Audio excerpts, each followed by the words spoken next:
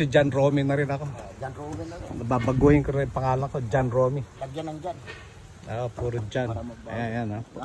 At saka mga pogi yung mga John, kaya magiging John Romy na rin ako.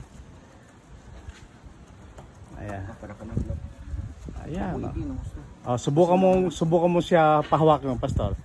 At tingnan mo kung tama yung hawak niya. Para ka lang parang naglalaro, ano? Oo. Eto ba, Pepe, na may mga maluluwag. Nahanap mo ba yung ano? Yung butas? Oh, nandito. Dyan. Ay, no, ayan o. Ay, kitang kita, ang laki, oh. Ayan si John Reed na gumagawa, oh. Ayan. Ayun pala, eh. Ay, dapat dito muna unahin. Baliktad yung hawak. Yan, yan. Ayun. Huwag masyari ibin. Alalay lang na ano. Alalay lang daw. Kasi mahirapan kapag ibin mo. So, hindi plain. Ayun, Zero oo. na din.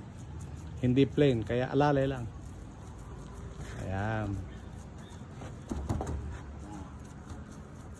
Lagyan mo na. Kargahan mo na. Yan. Huwag kang magtipid.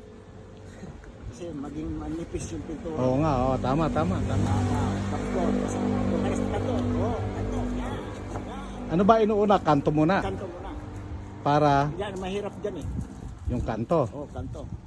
Kasi dito madali na. Kanto, baka pag yan mahulog ka. Oo nga, tama. Huwag kang pupunta sa kanto. Gusto mo, ubusin mo ang lahat ng kanto eh. Kanto muna. Oo, kanto mo na. Ito pala, John Reed. Unahin mo na itong kanto, Oo, anak. Kasi madali lang gitna eh. Oh, madali ang gitna. Puro kanto na. Oo. Ito, puro ito, no? Oo. Hanggang dun. Kunting pahid. Oo, tirahin mo na doon. Yan. Huwag masyado idiin kasi pag Okay. idiin mo, At tumutulo eh, no? Tumutulo. Pag sa kanto, hindi gano. Hindi, bawasan mo na. Punas mo na kasi makapal ang ano. Yung roller, maraming. Mahusay yung ano. Sauso mo. Yan. Ayun.